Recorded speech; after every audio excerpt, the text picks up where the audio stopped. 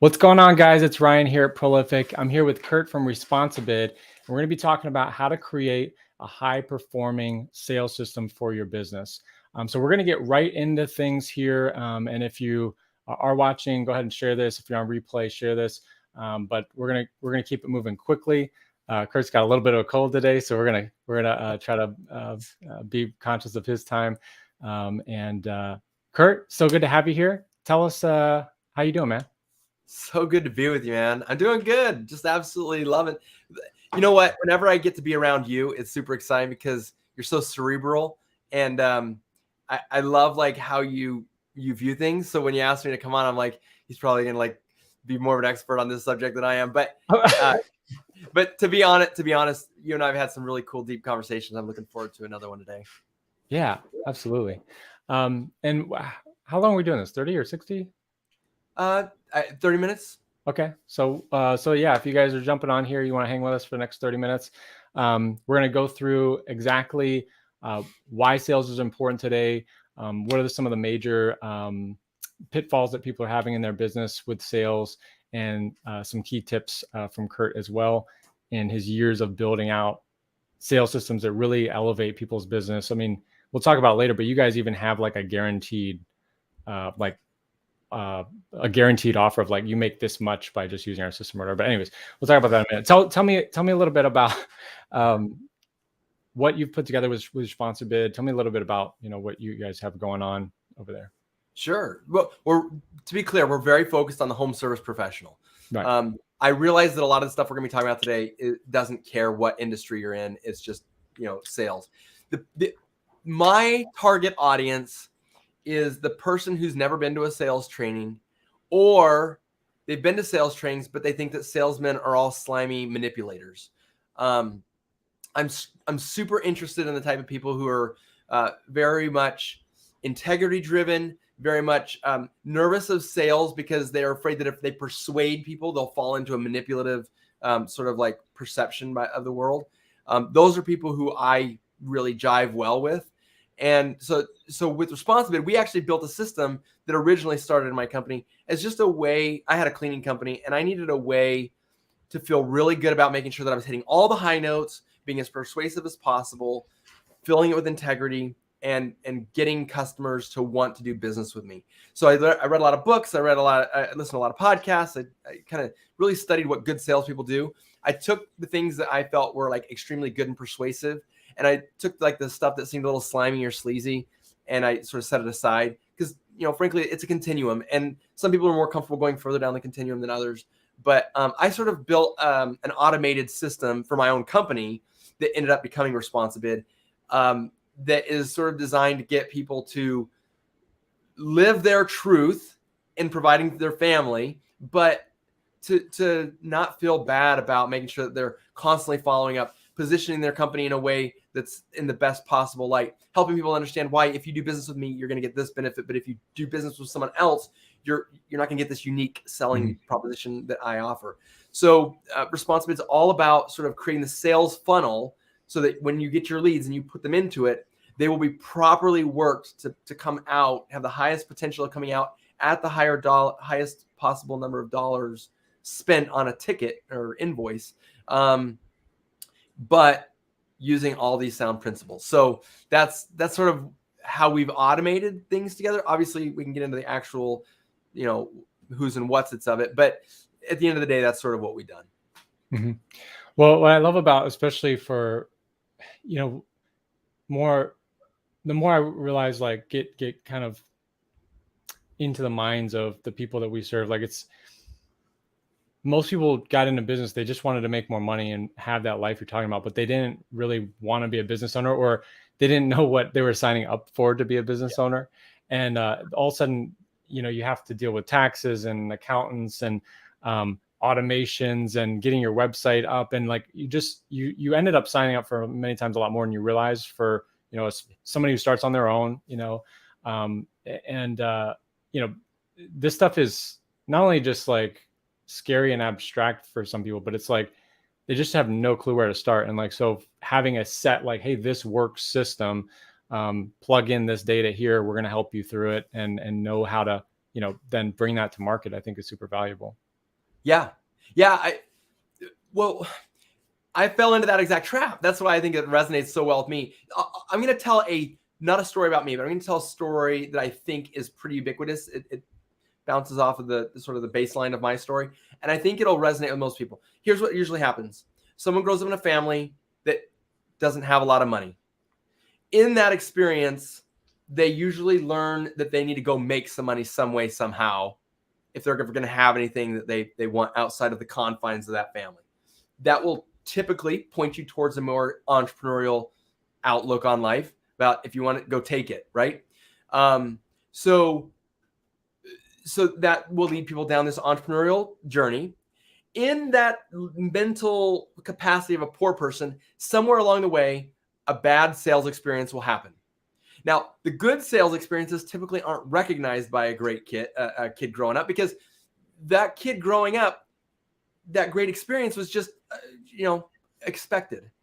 But at some point, this poor kid, probably in their teenage years, around the time this happens, they get into a situation where a salesman manipulates or does something, not full of integrity, right? That's a bad situation. So now that child, who maybe has a higher propensity to become an entrepreneur, has now somehow made salesman and bad person synonymous with each other.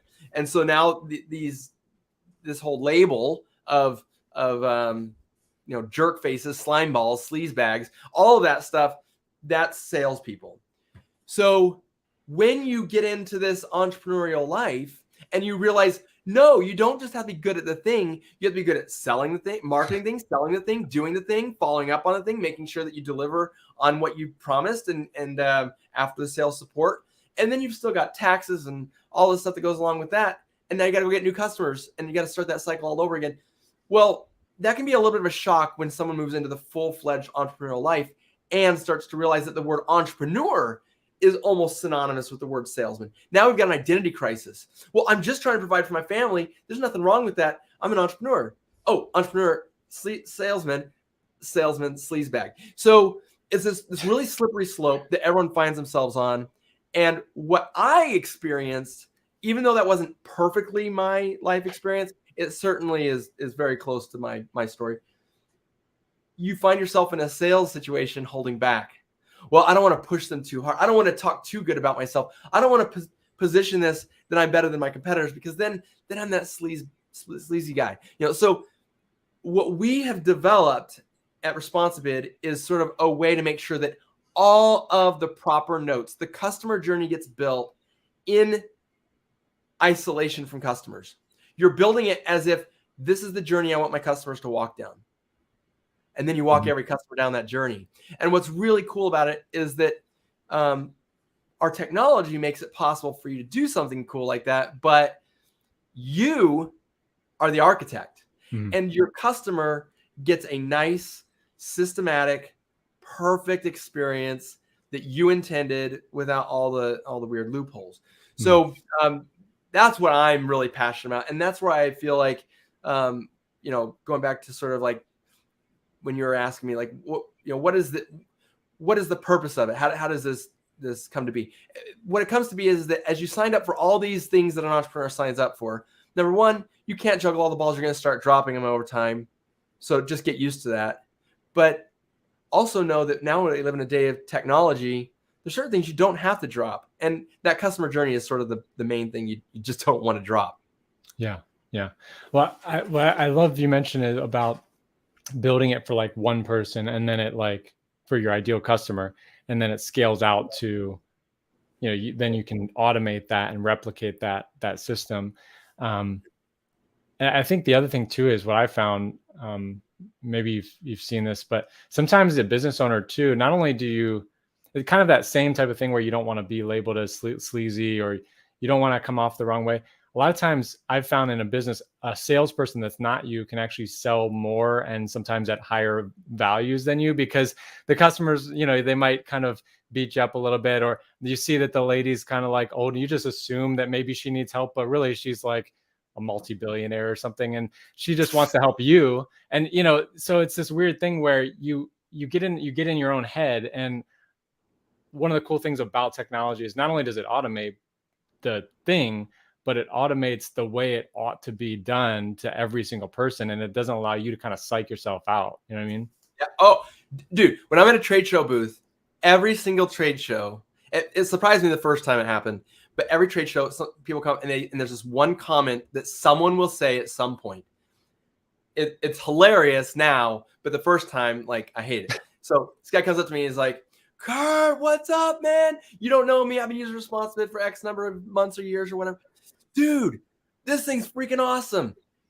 You know what I love about Responsibit? Oh, what? Tell me, because there's so many different things that it can do. And I'm curious. Like, I always want to hear. And it kind of evenly runs along the gamut. But there's always that one guy that goes, I love that it's cold-hearted. I just love how cold-hearted it is. What? Like, that's like not what I wanted to hear, you know? Yeah. But now when they say, I know what they're talking about, because it's exactly what you said. And by the way, I did the same thing. I would go into someone's house. She's 72 years old. She wanted a house pressure washed and windows cleaned. So I'm like, okay. I'd kind of price it out. Ooh, gosh, this is a big house. Ooh, it's going to cost more than I think. Like first clue, she lives in a big house, dude. Like, anyway. Like, this is a kind of big house. I don't think she's gonna freak out. She's probably on a fixed income. My grandma doesn't have much money. She, she's, kind of living kind of social security check to social security check. So I'm like, oh right. Yeah, ooh, I'm nervous. So I start looking, and it's kind of like $1,000 job, and I'm like, oh my gosh, that's probably more than she makes in a month. So I get to the door, and I show her the thing, and I don't have the courage to write a 4-digit number down. So I show her the whole thing. All right, so we could pressure wash your house. We could do the windows. It'll be like $250. And she's like, oh, that's great. Yeah.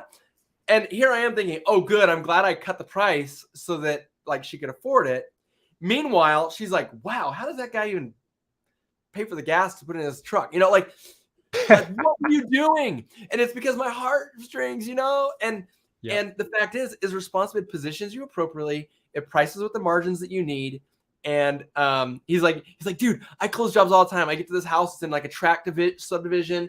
It'll be like an $800 job. I get to this tract subdivision. I'm like, oh my gosh, who in the world in this neighborhood is paying $800 to do this thing? I go do the job. They pay me for it. And they're like, with a smile on their face, great deal. That was a great bargain, but they wouldn't have thought that if they had been left to their own devices. I'm not saying that selling in person is a bad thing. What I'm saying is that if you digitally run it through the same systematic way every time, which Responsibit is designed to be used in person, but it's so easy because you just turn your tablet or your phone or whatever, and you just go, here's what's on the menu of services. This is the good, better, and best package. People will get a lot more and pay a lot more than you think they will, especially if we go back to the very beginning when I was telling you, like, we have this sort of filter we run our life through. You start out in kind of a poor family. You might actually have a relationship with money that is kind of unhealthy, believe it or not. Like, you may have grown up thinking that $1,000 was a lot of money, but the person you're staying in front of, $1,000 is like when they're finally getting out of their pocket change and like actually opening their wallet. So your unhealthy relationship with money, which, by the way, to some people, $100,000 is a lot of money, and to some people, $100,000 is not a lot of money. So it's not about whether your relationship with money is healthy or not. What it is that you may have something going on, but you for sure are viewing the world through your eyes, and the person you're selling to is viewing the world through their eyes. And by taking that sort of heart and sort of setting aside and letting the calculator do it in a quick and value-driven way, you may actually find that people who view money differently than you are going to really shock you with what they're willing to do, Yeah, I love that. Yeah, I talk about that all the time, how like, you have your own view of the world, your lens, and you think that everyone else thinks and sees the world in the same way that you do until you're proven otherwise. And, it's like that old lady would have to like literally like tell you the price for you, you know what I'm saying, for you to get it right, because you just can't see through any other lens than you have. And then all of a sudden, once you get that, your lens sort of challenged a few times, so you can see that, oh wait, not everybody thinks and sees the things that I do. Now you start to broaden, and you can start to build something like you're talking about, where, or accept something where you're just like, well, this is the way it ought to be. and let me see what people do with this. Let me build the sales system the way that it's been proven to work for other companies, like Responsibit allows me to do, and automate that. Let me see what happens when I do it this way and not like be stuck in my way, because maybe my way is warped a little bit. Not because it's a bad way. It's just that we forget there's other people that all have their own ways, and we're communicating not just to us, but to others, that see things differently. You're actually reminding me right now of another concept. Same principle, but a little bit differently conceptualized. So there's a bell curve, right? Let me see if I can get my hand properly. So there's a bell curve, and in the middle of the bell curve, 70% of the people live, right? And so 70% of the people, let's just say that represents sort of like the market you're going after. Now, if you want to like narrow it or move down the bell curve one way or another, that's obviously your prerogative. But my point is that there's leading up to the bell curve, there's this very small percentage. It may represent as much as 10%. It might be as little as like 3%. But there's this little thin area while we're going up the population of what people can afford and how they see value in whatever service it is that you offer. Okay. So imagine someone trying to serve the middle of that bell curve, and 1 in 10 conversations laughs at how high their prices are. Mm-hmm. So you think that because people are laughing who are outside of you, you think that you're seeing the world through other people's lenses.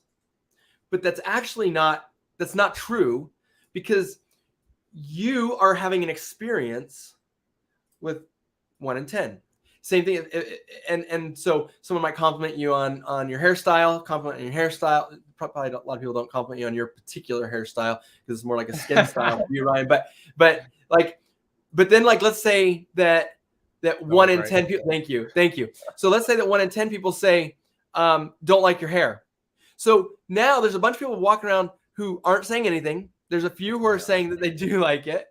And now you have this weird thing where all the nice things and the things that no one said anything about, those all get washed away because I just constantly am hearing people, I'm too expensive or my hair doesn't look right? So now what's happening is that instead of viewing the world, which is impossible to truly do, see it through other people's lenses, but you think that you're having a broader lens, when in fact, you're narrowing and reinforcing any belief that you had that your pricing was correct. Now imagine how difficult it is when you're trying to serve the other end of the bell curve, the high-end people. Yeah. Well, the people in the middle are laughing at you. And people go, I don't want to go, I can't charge any more than that. Well, first of all, you got to understand your market. If the larger portion of the market is not your market, then that's going to obviously be a key factor. Mm-hmm. But if you are trying to serve the large market, just be aware that just because 1 in 10 people sends a nasty email about like your prices are ridiculous, you make more than a doctor, you're dumbhead. Well, all those other paying customers are telling you your prices are right. Mm-hmm. And you don't have to spend another ounce of energy. Just realize that's how bell curves work. There's people you cannot and will not be served. You found one. Keep going.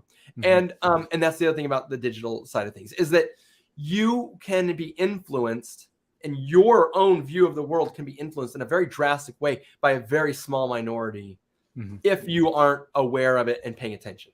Mm-hmm. I love that. I just want to mention piggyback one thing on that. I wanted to mention too, is real quick, we have a few people joining in. If you're just now joining in, we're going to be on here about another 10 or 15 minutes or so. And we're going to be talking about some of we've been talking about kind of just the I suppose the not good view of how we maybe approach sales so far. We're going to be talking about some specific things that you can implement into your sales process to really put that thing on steroids. So share this out if you would. We're live on Facebook and on YouTube right now. But this bell curve you're talking about, it's really interesting because over here, I think most people forget this, that well, that's supposed to be a sad face. Over here, one of those eyes is drooping. You have people over here that are saying, well, you're not, this was way too high of a price. You have all these people in the middle that you're saying, hey, don't forget that, don't, it's kind of like I saw something like it was 80, if you had $80,000 and somebody stole 5, would you be upset? Yeah. And then something like you have 80,000 seconds. Don't let somebody's 5 seconds of negativity ruin the rest or whatever per day.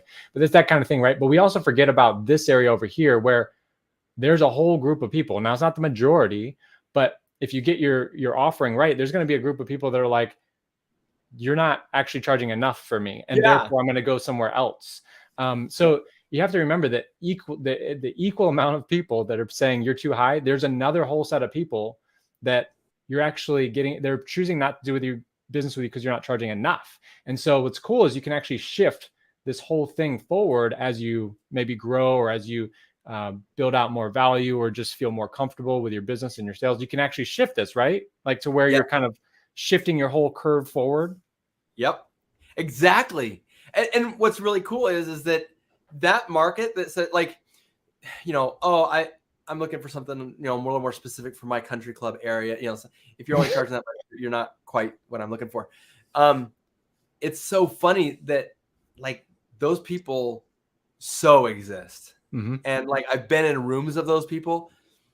It's their view of money is so different than you. And so it's important, and I know this we're going to get into, it's so important that you always position your offering in a way that speaks to the person in terms of value, and then assigns the price. There's a reason that when you watch like an Apple launch video, they're getting ready to ask you for a ridiculous amount of money for a computer or a phone or a watch, right? And they're going to get it, but they'll get there. But first, let me explain the value, right? And I think that's where a lot of us fall. Like, I clean carpets. That will be $250, right? Okay, cool. But a bunch of people clean carpets, right? So what will my life look like when you do my carpets? And even better, how will my life look different if I choose you to clean my carpets? And that's sort of what's at the crux of what we're talking about today. Yeah. And I want to get into maybe some specifics on that, but I see that I try not to, I want to post on all those, but I don't. But it's like every day I see these posts of people in all different industries. And I think we think that maybe certain industries are more advanced or whatever, but every industry, you see people posting in these groups, like screenshots of, hey, can I get a quote on this? And they respond back, yes, that would be this much money.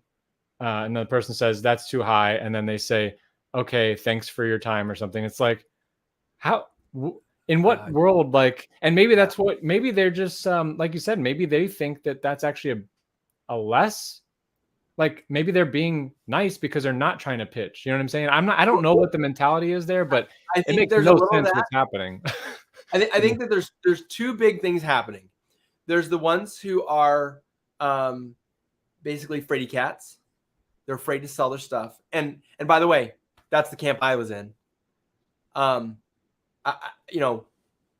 Okay, I understand. You didn't fall for my trick. I'm not going to try to push it. You know what I mean? Like, that's how it comes across. Yeah, I know I charge too much, but it is what I need to live. And, I get it. Like, I can't believe I charge that much either because I couldn't afford my own services. Like, that's sort of like the whole like pushover fraidy cat approach.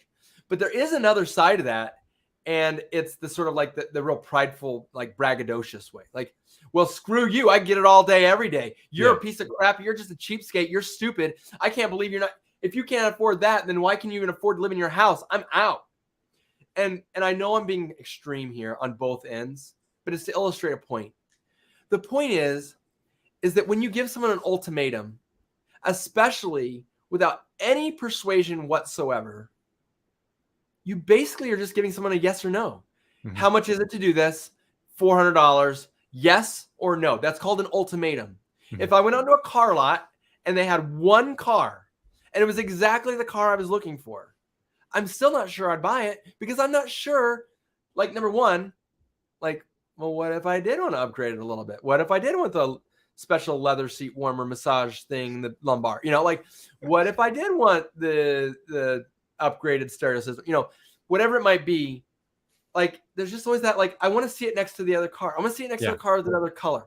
So instead we have to shift. We have to shift from the ultimatum to being able to make a good, better, best offering. Whether that's by saying, I can do carpet cleaning this good, I can do carpet cleaning that good, or I can do carpet cleaning so good that you will think that I installed new carpet. Now, the carpet cleaners watching right now are like, oh, that's the stupidest thing I ever heard. Well, actually, it's not, because there's carpet cleaners who do this, but it's about helping to show the value and then saying this, or this is the price. So if you want to be this happy, it's this much. If you want to be this happy, it's this much. If you want to be this happy, it's this much. The difference is now it's not a yes or no question anymore. We're shifting it into a, do you want this or this or this, which moves out of the ultimatum and into like closing a deal. And because the human mind needs comparison without overwhelm, we need enough information to make a decision, but not so much that we're absolutely like overwhelmed and we move into lockup mode where we're just completely shut down. Like, okay, 32 flavors. Like for me, not that hard. Like 32 flavors goes on like the 3 flavors for me, like that quick. I can move quick. My wife, on the other hand, love her to death, like best woman in the whole world. She walks in 32 flavors, Baskin Robbins, and she's like, I just need some time. Like that's how because like for her, everyone is a viable option. And well, whatever I decide is like this is the one I'm choosing. I'm locked in, like, so people are different. So the point I'm getting at is way over belabored here. The point is you need enough options to feel educated, that you've got enough information to make a good decision. And you need a few enough options that you're in a position to make a decision.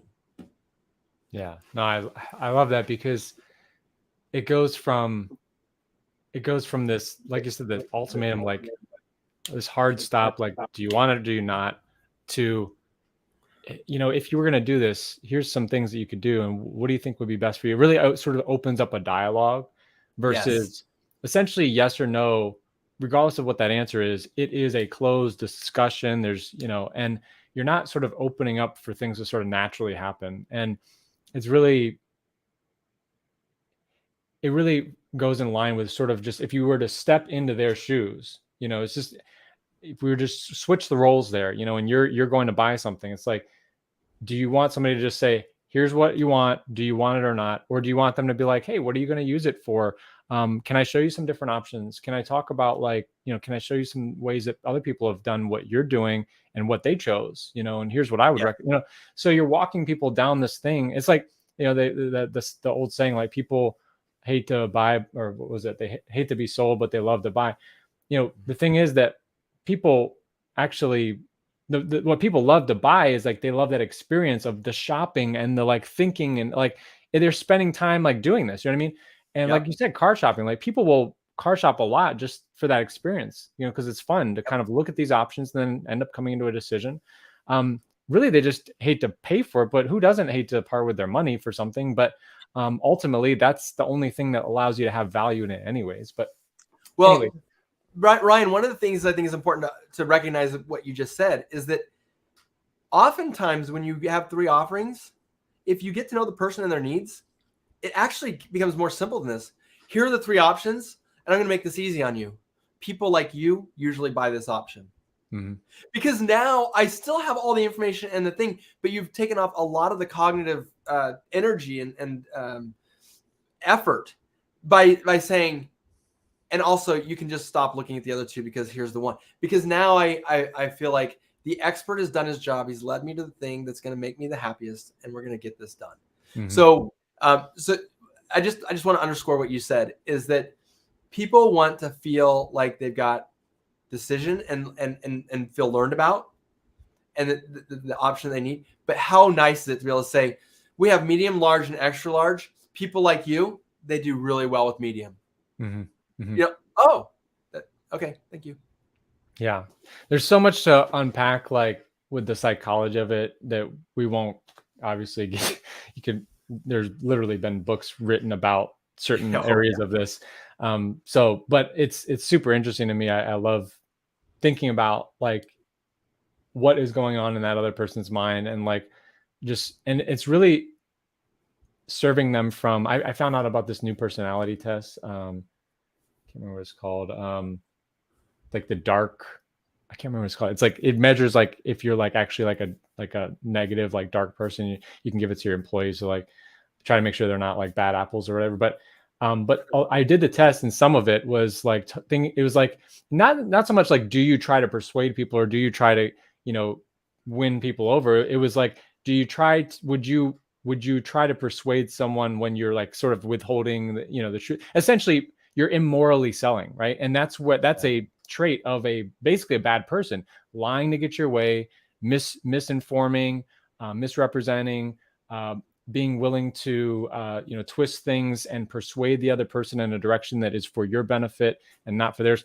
But if you're doing all of those things minus the negative, it's actually a huge benefit to people, because you're essentially just like, you're leading them, you're guiding them, you're holding their hand, just like you would a child to get from point A to point B. You're holding your customer's hand to point A to point B to get them to the result that they want. And and you're saving them from the people that would do it in those immoral ways. That's right. That's 100% right. So, I mean, yeah. Go ahead. I was just gonna say just one thing. Mm-hmm. I know we're over. Let me just say this. One thing that's I'm passionate about: the people who don't build a customer journey for their customers, by human nature, you're being a bad salesperson. And here's what I mean by that. A bad salesperson, by my definition, is someone who builds the customer journey for them, to benefit themselves uniquely. A good salesperson builds the customer journey for their customers' benefit. Now, obviously, it's going to benefit you. That's the whole nature of the beast of sales. But I just want to just point out that, and it sounds really rude and stark, so that I'm going to say it again for effect. If you're making up your sales process and it's not unified and every customer isn't getting the same thing every time, just the fact that someone is getting an unintentional version, because they're not all perfect, right? Maybe one of them is, and maybe a couple of match up along that perfect continuum. But my point is that the ones who aren't getting it that way, you're being a bad salesperson for, because you're not giving them the journey that you set out to make sure that they had. So be intentional. Be the good salesperson. Be persuasive and give them what they are, give them what you intended as a business. What is your way of making the mark on the world? And give it the same way every time. Mm-hmm. Mm-hmm. Yeah, I love that. It makes me think of this guy here, the Ziegler quote. Helping. It's about if you serve people, it'll serve you. And some people do it with that intention, some people don't. But either way, if you build it for the other person, it'll serve everyone better. Yeah. So, cool. So before we close out, I want to we've talked about some of the pitfalls and some of the wrong ways of kind of approaching this, and we've touched on even some solutions. And I want to mention also that I'll have a special link that I'll post up here too, with a special offer from Curt as well in a moment. But tell me about, like, what are some of the give us like your top, like, turn these knobs, blow your business up sales tips. Like, what are some of the top things that somebody can do to make their sales process, their sales system, the way that they're approaching selling, whatever? What are the top things I need to do to get better in this area of sales? Okay. So there's like a lot. and actually you know what? Maybe this is my tip, but I'm not going to be this mean, but like, the top tip is, a great sales process involves 100 little things. It's all the little tiny things. And that's the beauty of a system, right? Like, but that's not very fair. So I'm going to go and I'm going to share one of those things. Okay. So everybody unwittingly in their company sells more than one thing. So as a carpet cleaner, I had a carpet cleaner once that one of their services was baseboard cleaning. I didn't even know it was a thing, but my gosh, my wife was like, I have to have that.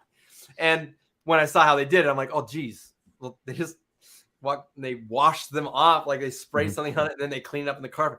Like genius, right? But my wife was like, I don't care how much it costs, like get that. So we all unwittingly sell something other than just the thing. The best thing I can tell you to do is to make sure that you properly break out all of the little things that you offer in terms, and I say little things, there's a lot of like non-monetary, not intangible things. Those things probably aren't going to be part of the sales pitch, or if they are, they're going to feel it and you might mention some things. But in terms of the tangibles that you produce, break those out and then bundle them together. If your customer can understand what they are buying, they are far more likely to buy it. We just recently added a feature called bundling. So we used to use packages. You'd build a sales package for each of your services. Well, we just recently offered a new bundling feature where you can take all of your services and you can mix them all together to create these bundles. Ryan, I am not kidding you. This is honest to goodness truth. 4x has been, I've heard people say they've quadrupled their average ticket price. Wow. Just since that feature came out. I'm not saying it that everyone has, but remember that bell curve? You know how I said like that 10%, they can like really like shape your brain. I have heard so many people tell me, just by mixing all of my services together, I am now 4xing what was already better with packages. My ticket price had already gone up, but from there I've surged 4 times because I had no idea that if I just started throwing all of my biggest services into one big pile, I had no idea that if I just put that in front of people, they would just buy it. It goes back to the beginning of what I was telling you. It's telling you that if you're viewing the world through your own eyes and you're trying to save your customer, 50 cents here and there, you probably are missing the biggest whole point. And that is that your customer's dying to get a whole solution from you. And as you tiptoe around trying to shield them from your, pricing or whatever it might be, whatever your nice, good-hearted nature, full of integrity is doing, you just might not know that like you're frustrating the heck out of people who are dying to get the whole expert service. So that's my tip. Whatever you have, break down all the services that you offer, then put them all together in the bundles. You don't have to offer the same bundle to every single person. That's the beautiful thing about a true system. It can be modular. People like this, these are the types of bundles I'm going to show to them. People like this, these are the types of bundles I'm going to show them, because you can probably empirically prove who will buy what from you. But don't let your own feelings shield your customer from at least having something floated across that will help them understand what is truly possible. Yeah. Man, that's awesome. Because and you're talking about certain people that you're, in with using responsibility, 4x their tickets, but they were already had an increased ticket from the original responsibility that didn't have the bundles, and then you launch this new thing to present it better. And the cool thing is because if you just like throw information at people, like it's like you get into that information paralysis thing we talked about before. But with your system, it breaks it down in a way where you can choose and even customize those things really easily, so that way the right person's getting the right information, but where they can actually spend more. Because like you said, I've had it before where I buy, I want to buy something and there's this other little thing and the other person may not understand why I want that or whatever, but I'm like, yeah, just do that too, because I'm here now. I want to get this done now. I don't want to have you back in 3 months when, I need it then, but you don't think I need it today. I don't want to have you back in 3 months. I'd rather have you back in 6 months to do this all again. You know what I mean? So, it's really interesting. Just like the psychology behind it all. And, that's awesome.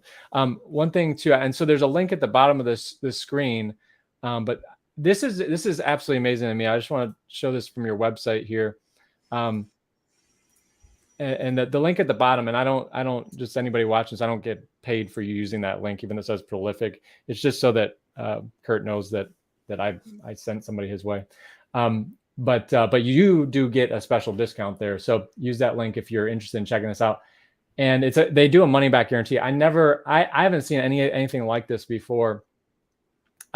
But it's a 10-to-1 ROI guarantee. So if you get their system, you get a discounted rate, jump on there, try it out. There's basically literally, it's like a negative risk situation. Like, not only is it zero risk, but you're actually, it's a 10-to-1, it's a negative risk. Your risk is like minus 10,000 or percent, or minus one. I don't know percent. I'm not really that great at math like that. But anyways, it's a negative risk situation.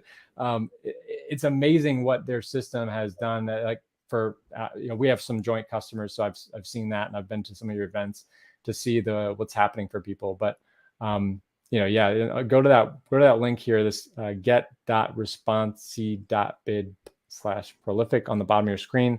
I'll punch it in on chat as well, and you can check that out. I think that's probably, we're like over time, and I really appreciate you hopping on here with me today. Yeah. Is there anything you want to say in final closing before we hop off? Well, thank you, Ryan. It's always great to be with you. I think I just leave it this way, is that those of you who are watching, who are trying to get your business to be what you had imagined at the beginning, my guess is that if you're having a tough time getting there, it probably has to do with the fact that you're doing too much and you're getting too ground down and too thin. And the only reason I know that is because I've been down that road. Our whole company mission is to return husbands to their wives and fathers to their children. Same for women, wives to their husbands and mothers to their children. Entrepreneurs are trading in family life. We hope you make a ton more money. We hope that our sales system works great. But what I'm passionate about is you start your business with a vision in mind. And we believe that getting your sales system in place is like the very first step to returning you back to the life that you had imagined when you started. Passionate about it. Super thankful to be able to get the message out with you, Ryan. And of course, if with the 10-to-1 ROI guarantee, it's probably pretty obvious at this point. We just want to help. So even if you aren't ready to sign up for ResponseBid, but there's something that we can help you with, go to the website, hit us up on chat. We're more than happy to chat with you and help you any way we possibly can. Our whole team is just absolute champions. Yeah, absolutely. That's awesome. I really appreciate you spending some time with me. And I think hopefully everybody, here gets some good value out of this and sees the value in how this affects everything. I mean, imagine the ROI of your marketing campaigns. It didn't work, but now you get, it can finally work. You can finally get it to where you get a little bit more out of everything. It's more leverage, which just allows you to take back your life like you're talking about. And the picture you painted of the type of person you're, just busy, burnt out. Like, I think we're all have been there, are there, or going there, unfortunately. So, I appreciate you speaking, some wisdom in for us today. And it's been great to hang with you. So thanks, man. Appreciate it. All right. Well, so we're going to hop off of here, guys. If you are still here and you didn't share this and you think somebody should see this, share it out. And if you feel like your sales could be a little bit better, like maybe you want a 400,000% your invoices, check out that link I posted. And thanks again, Curt. And we'll see you guys all later. Thanks. See ya. Bye.